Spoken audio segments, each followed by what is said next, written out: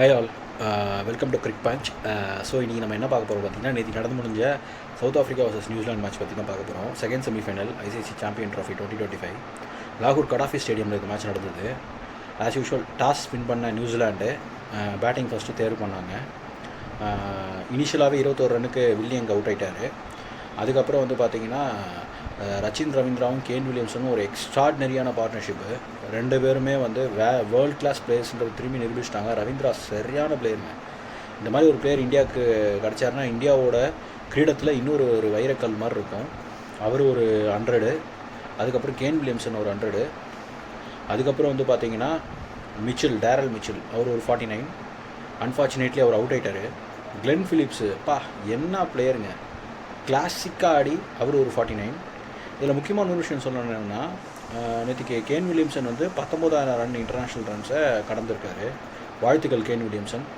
அதுக்கப்புறம் வந்து பார்த்திங்கன்னா ஓவராலாக வந்து 50 ஓவர்ஸில் 362 ரன்ஸ் அடித்தாங்க.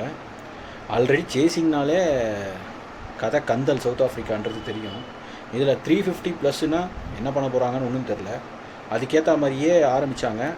அதுக்கேற்ற மாதிரி ரெக்கில்டன் முதல்ல அவுட் ஆகிட்டார். அதுக்கப்புறம் டெம்பா பவுமாவும் வேண்டர் டூசனும் ஒரு நல்ல பார்ட்னர்ஷிப் கொடுத்தாங்க. டெம்பா பவுமா அவரோட 50 அடித்தார். அதே மாதிரி வந்து வேண்டர் டூசனும் அவரோட 50 அடித்தார். 2 பேரும் அவுட் ஆகிட்டாங்க. அதுக்கப்புறம் வந்தவங்கலாம் வந்து பொறுப்பே ஒன்றும் இல்லாமல் ஆடினாங்க.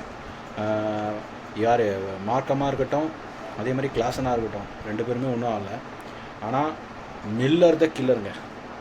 ஸோ ஒரு மேட்சை எப்படி கொண்டு போகணும், பொறுமையாக ஆடி கொண்டு போகலாம், வேகமாக ஆடி கொண்டு போகலான்னு சொல்லிட்டு மில்லர் வந்து வேர்ல்ட் கிளாஸ் பிளேயர்ன்றதை அவரும் நிரூபிச்சிட்டார். அவர் ஒரு செஞ்சுரி போட்டார். பட் அந்த செஞ்சுரி வந்து வைனில் தான் முடிஞ்சுது. ஸோ சவுத் ஆஃப்ரிக்கா வந்து 312க்கு ஆல் அவுட் ஆகிட்டாங்க 50 ஓவர்ஸில். ஸோ நியூசிலாண்டு வந்து 50 ரனில் வின் பண்ணி ஃபைனலுக்கு போயாச்சு. So India versus New Zealand Sunday final. இந்த மேட்ச்சில் வந்து என்னென்ன பாடம் நம்ம எடுத்துக்கலாம்னா, ஒரு இன்னிங்ஸை எப்படி கோப்பப் பண்ணோம் அப்படின்றத வந்து ரவீந்திரா அண்ட் வில்லியம்சன் சூப்பராக எடுத்து காட்டினாங்க. அதே மாதிரி வந்து எப்படி ஆடக்கூடாதுன்றதுக்கு சவுத் ஆஃப்ரிக்கா டாப் ஆர்டர் வந்து கிளியராக எக்ஸாம்பிளாக இருக்குது. எனிவே சவுத் ஆஃப்ரிக்கா வந்து அந்த சோக்கர் டேக் இன்னும் அவங்களை விட்டு போகல. செமிஃபைனல்ஸ் ஆனாலே அவங்களுக்கு தத்திகினத்துவம் தாம் அப்படின்ற மாதிரி தான் இருக்குது. தோற்று போயிட்டு வெளியே போயிடுறாங்க. ஸோ இன்னொரு விஷயம் என்னென்னா, டெம்பா பவுமா அவர் ரிட்டையர்மெண்ட் அனௌன்ஸ் பண்ணியிருக்காரு.